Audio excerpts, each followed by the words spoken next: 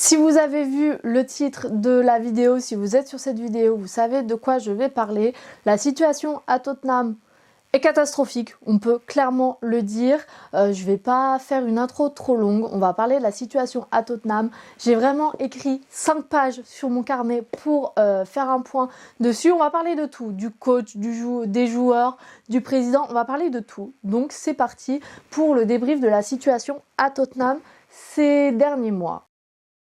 Alors j'ai fait cette vidéo parce que officiellement on a été éliminé de la Carabao Cup, donc de la coupe de la Ligue anglaise. On a été éliminé aussi de la coupe anglaise et c'est cela qui m'a donné envie de faire cette vidéo débrief parce que la position en première ligue n'était pas grave à partir du moment où on faisait des bonnes runs, des bonnes courses dans ces compétitions-là, en Europa League aussi, parce que si on gagnait un trophée à la fin de la saison, je m'en foutais qu'on finisse 15e, 10e, 9e. Tant qu'on avait un trophée à la fin, ça m'allait. Le problème, c'est que là, maintenant, il nous reste plus que l'Europa League. Et clairement, si on joue comme on a joué ces derniers mois, l'Europa League, ça va faire comme la FA Cup et comme la Carabao Cup. On va vraiment pas aller loin. Et puis même si en finale, je ne vois absolument pas gagner. Donc dans mon petit carnet, la première entrée que j'avais mis, c'est celle sur les matchs face à Liverpool et face à Aston Villa. Je vais faire un débrief de ces deux matchs combinés parce que pour moi c'est pratiquement la même conclusion qui me vient à l'esprit. C'est juste qu'on a des joueurs qui soit ne font aucun effort face à Liverpool, on a plus de la moitié de l'équipe qui marche dès les premières minutes, après le premier but, après le deuxième but, alors que ce que je veux, moi, c'est voir des joueurs qui mouillent le maillot, qui vont essayer d'aller gagner, qui donnent tout sur le terrain. Et malheureusement, dans cette équipe, c'est pas nouveau parce que ça arrive depuis plusieurs années, mais malheureusement dans cette équipe on a des joueurs qui n'ont pas cet esprit-là.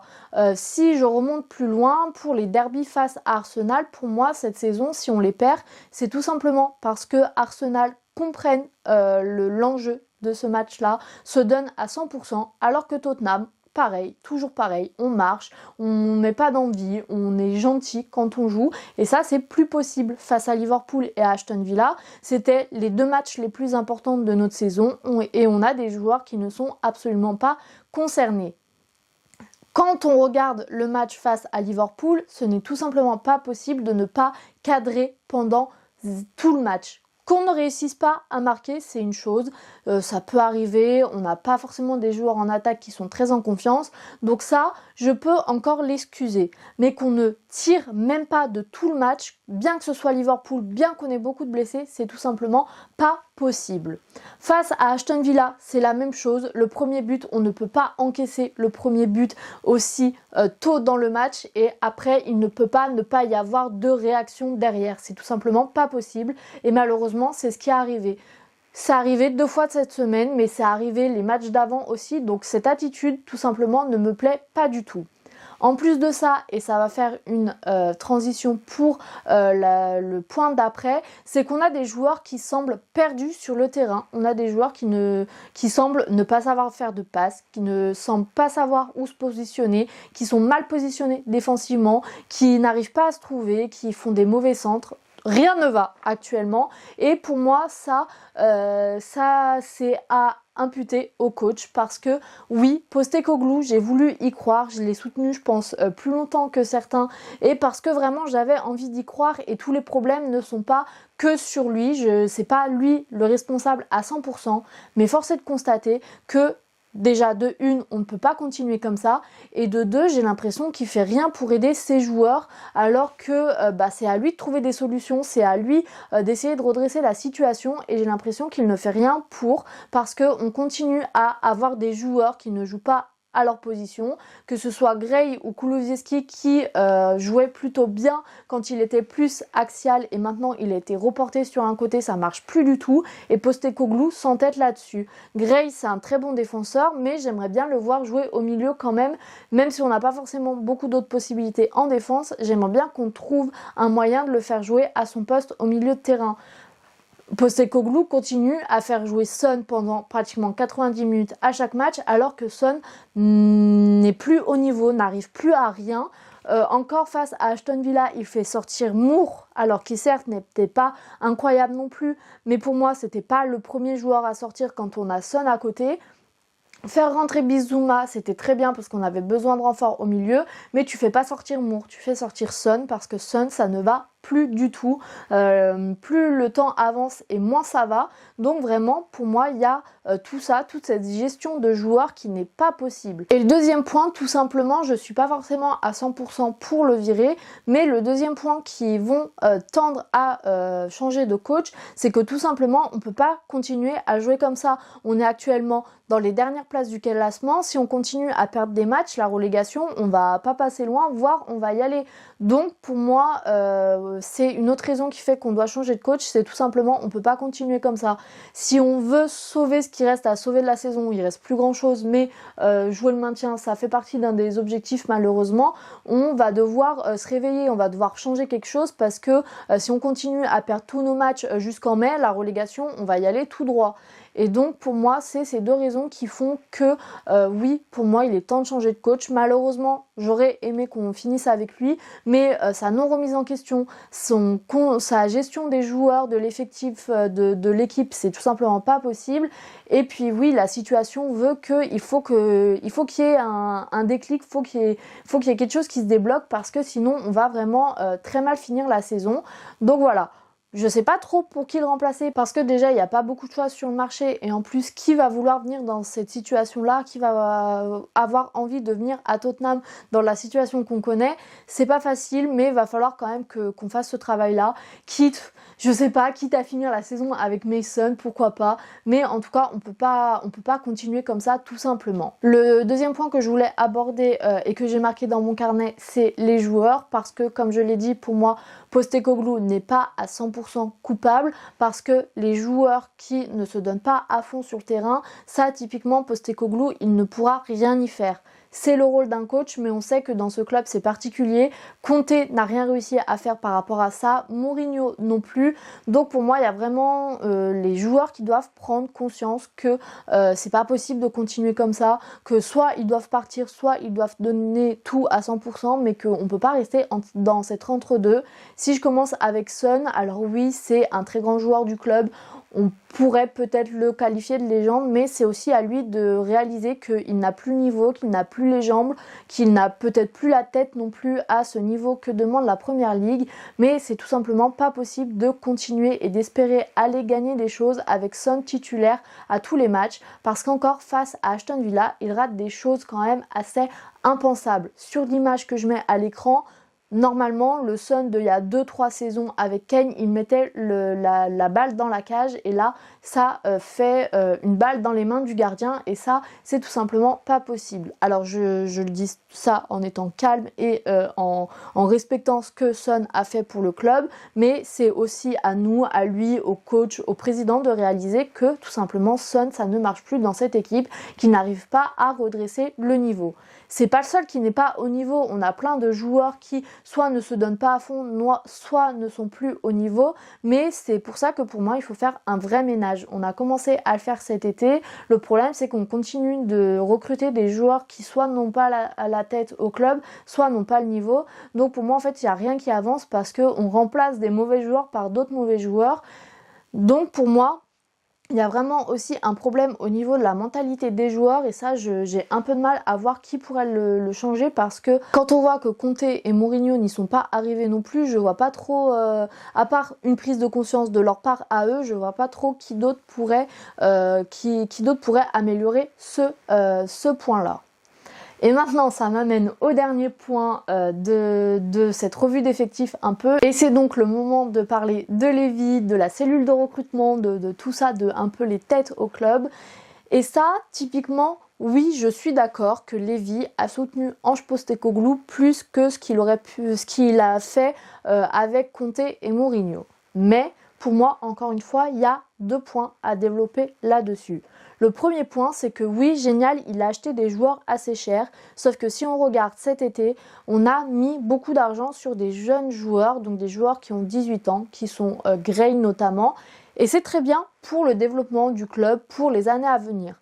Mais en fait, il faut doser ce recrutement des jeunes joueurs parce que oui, c'est très bien de les acheter, mais en fait, on n'achète que ça. Et du coup, on n'a plus de joueurs expérimentés, donc des joueurs avec un gros mental qui vont pouvoir mettre une vraie concurrence sur le court terme et le long terme à nos titulaires actuels. Par exemple, Son, il a pratiquement pas de concurrence. La concurrence, c'est Timo Werner. Donc Timo Werner, il est peut-être pire que lui. En tout cas, c'est pas une assez bonne concurrence et c'est pour ça que nos joueurs aussi, il n'y a aucune remise en question de leur part parce que leur poste est assuré. Bissouma est mauvais. Le problème, c'est que il a personne pour le remplacer, donc il est obligé de jouer 45 minutes à chaque match. Donc forcément, ça pose un gros problème. Il n'y a pas de concurrence dans ce club et du coup, les joueurs se reposent trop facilement sur leur laurier. Donc, acheter des jeunes joueurs, c'est très bien pour le développement, mais si on veut aller plus loin, si on veut passer l'étape de gagner des trophées, il faut aussi qu'on arrive à contrebalancer cela avec l'achat de joueurs expérimentés. Je dis pas d'acheter que des joueurs expérimentés, je dis pas d'acheter que des jeunes, mais trouver un juste milieu où on peut arriver à avoir ces deux profils en même temps dans le club parce que sinon on n'arrivera à rien. C'est très bien de donner des responsabilités à des jeunes joueurs et on a tendance à voir que ça marche très bien au club, mais si on veut aller plus loin, on aura aussi besoin de joueurs seniors, de joueurs un peu plus âgés et c'est sur ça que l'on doit travailler. Le deuxième point aussi que je voulais développer sur Lévy et Lange, c'est que sur le mercato d'hiver, oui c'est très bien, au final on finit avec 3 recrues. Pour un mercato d'hiver c'est très bien parce que c'est pas forcément la période la plus simple pour acheter des joueurs.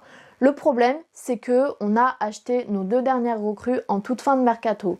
Et là le problème c'est que on a une situation où on a enchaîné beaucoup de blessures en début de mois, au mois de janvier. Et du coup, on n'avait personne pour les remplacer. Et c'est là que la situation est devenue très critique parce que, en fait, on a des joueurs qui sont extrêmement fatigués, on a des joueurs qui enchaînent les blessures, on a des joueurs qui n'arrivent pas à revenir parce que on les renvoie trop tôt, trop vite sur le terrain.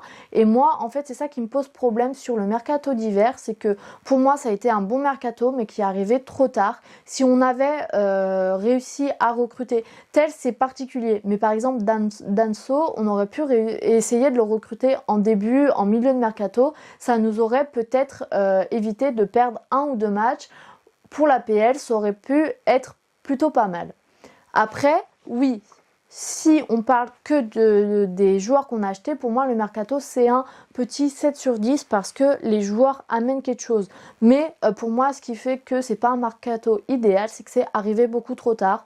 Maintenant on se retrouve dans une situation où pour le reste de la saison, et ça va être mon dernier point, pour le reste de la saison, il n'y a plus rien à espérer parce que de toute façon on n'a plus de Carabao Cup à jouer. On n'a plus d'FA Cup à jouer, il nous reste l'Europe à jouer et ça j'ai aucun espoir là-dessus parce qu'on va être dans une période de transition avec un coach. Alors sauf si le nouveau coach est extraordinaire, réussit à motiver les troupes et qu'on arrive à surfer sur la dynamique qu'il y a d'ordinaire quand on change de coach, ça peut le faire.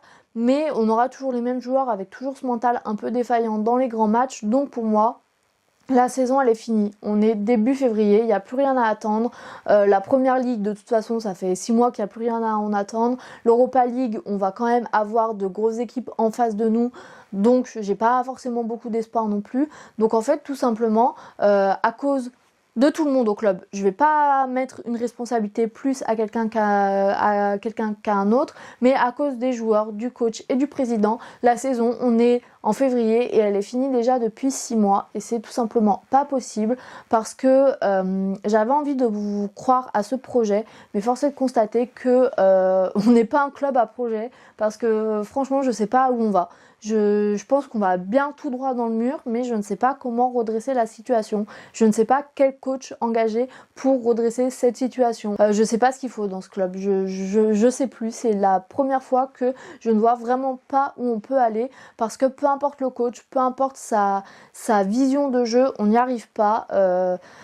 Je sais pas, on est vraiment dans une impasse et je sais pas comment en sortir parce que rien ne va à ce club. Je pense qu'il faudrait tout recommencer et c'est pour ça qu'en même temps, même si j'espère qu'on se maintienne en première ligue, je me dis aller en championship ça peut être pas mal parce que déjà d'une ça pourrait peut-être permettre de changer de président parce que je pense qu'avec la perte de revenus, Lévy n'hésiterait pas forcément longtemps pour vendre le club et en plus ça pourrait remettre un peu les compteurs à zéro, essayer de vraiment recommencer un projet avec un coach qui y croit, avec des joueurs aussi qui sont prêts à mouiller le maillot. Le problème c'est que voilà, on va perdre beaucoup d'argent si on descend, on a toujours le stade à rembourser, on va perdre beaucoup de joueurs aussi et des joueurs je pense qui ont leur place dans cette équipe comme Mickey Van de Ven, Vicario, Kulusevski, c'est des joueurs, je les vois pas rester avec nous si on descend en deuxième division.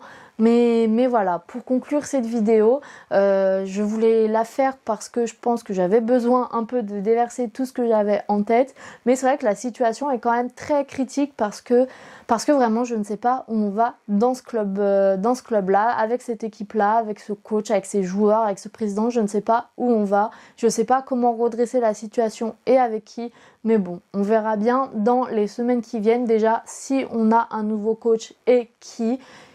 Et voilà, j'espère quand même que cette vidéo vous aura plu. J'aimerais bien lire vos réactions en commentaire, donc n'hésitez pas. En tout cas, j'espère que cette vidéo vous aura plu. Et quant à moi, je vous dis à bientôt pour une nouvelle et salut!